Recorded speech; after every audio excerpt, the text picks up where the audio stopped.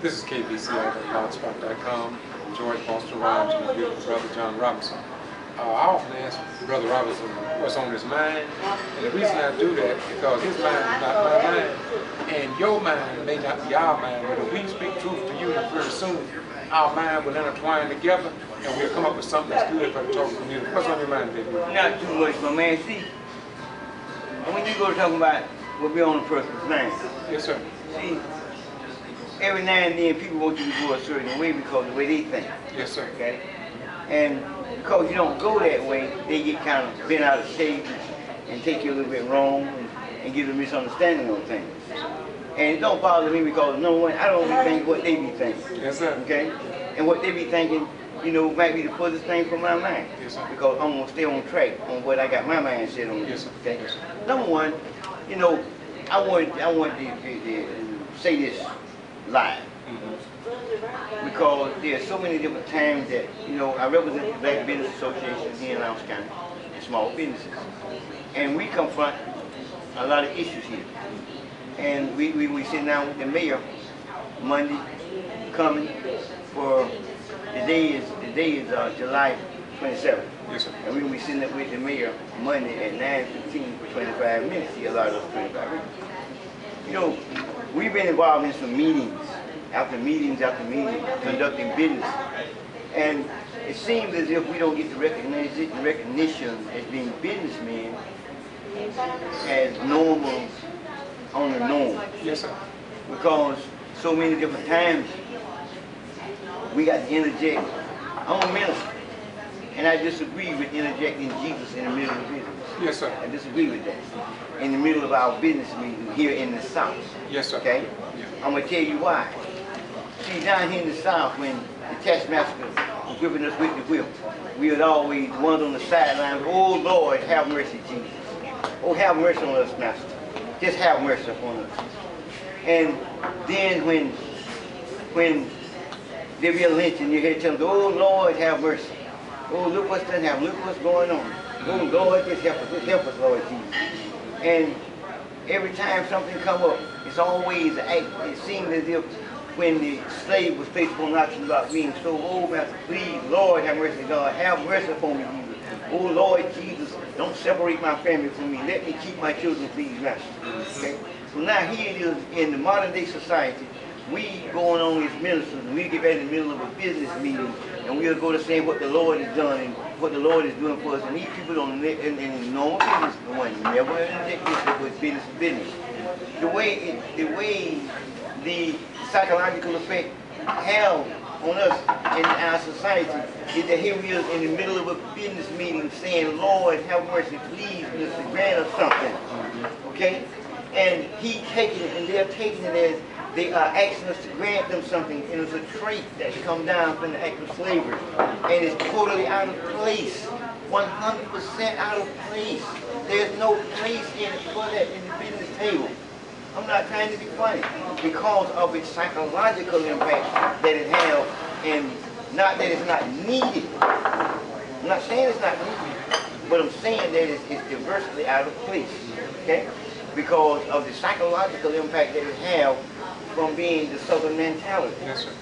Dr. G.B.R. down from Tallahassee over there, he's a professor at the university years ago, and he did a tape called The Psychological Effects and what slavery has done to us. He got something called disco slavery. It talks about how a child, if he's not careful, he'll listen to music and about shaking the booty and shaking the butt. He want to go all through life instead of doing productive things.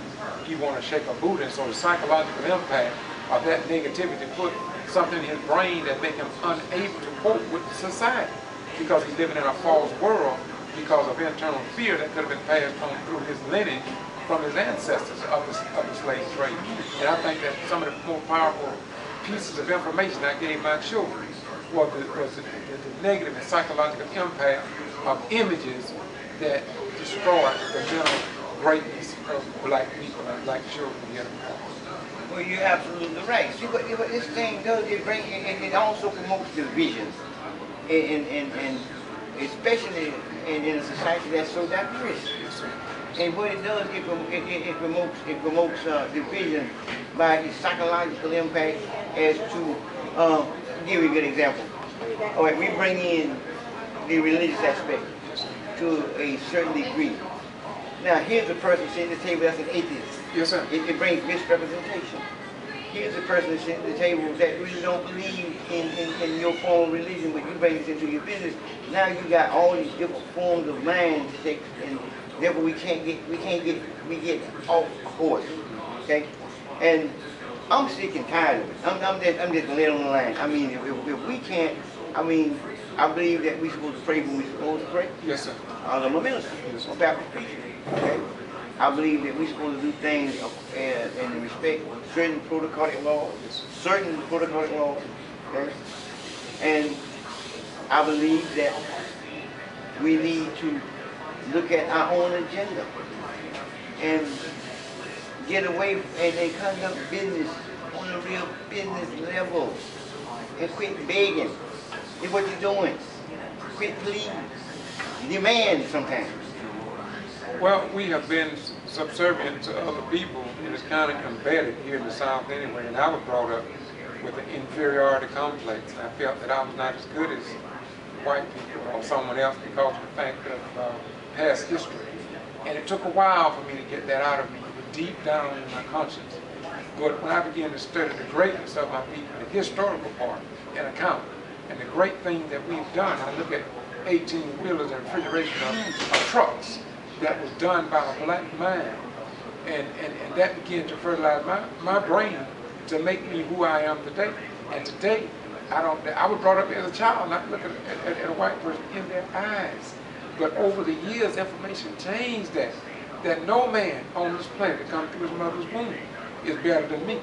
And so we got to learn to stand up as equals and not to be subservient, not even conversational, how we respond to people who come and ask us slave-like questions we should know better than even think about answering. But at the same token, you know you and me. Yes, sir. Yes, sir. And you know you want to be respected as a man. And therefore being a man in a free society, living in a country of greatness, yes, of the most powerful country in the world, yes, sir. And the pride and beautiful glory of the planet. Yes, sir. Okay? America is. Yes, sir. The beauty and the glory of this planet. Knowing that you have a constitution that's written that you is not to be excluded. And you are to be included, which means you are entitled to become a very wealthy man. You are entitled to all the fringe benefits as everyone else is. You are not to belittle yourself, not deny yourself an opportunity. And don't have your mind be gulled to a degree that you can't do it. It's too hard for you. You know, I don't think you should try this because you see, you make up your mind. And if you decide, America says you can, and Obama says what? Yes, we can. Yes, we can. And I close my part on this is that now I'm getting sick and tired of when I go to these meetings and meet these guys in campaigns and politics, and they say the Lord got me doing this and I'm doing this because of God. And they say, God don't need you to do nothing because of Him. See, don't cloud. You can't make nothing. You can't even make a steam. You can only put the fire on the pot and the water boils, and then it goes to what it goes to. You don't cause things. If we're going to close out, I agree with you, but before we go, why do you think that it seems like we have been so indoctrinated and messed up with religion? Why do you think we like that, man? I mean, you look at people, even the people, blacks from Africa, they messed up like us in terms of the processing of information. They come over here and they create their own business, they unify together. What happened to us somewhere? 400 years of pattern and practice, boss. 400 years of pattern and practice, the same old thing. 400 years of pattern and practice, and we don't reach perfection. I hate to say it, we don't reach perfection in failure, man. I hate to say it that way. Well, I'm going to step around, I'm going to close this out, but give me a few pointers of what we can do, in your own opinion, like we can become deprogrammed. By freeing our mind and believing us, believing ourselves, and caring to one another, and quit yielding and quit bowing down and stand up for a real noble cause for one time in your life.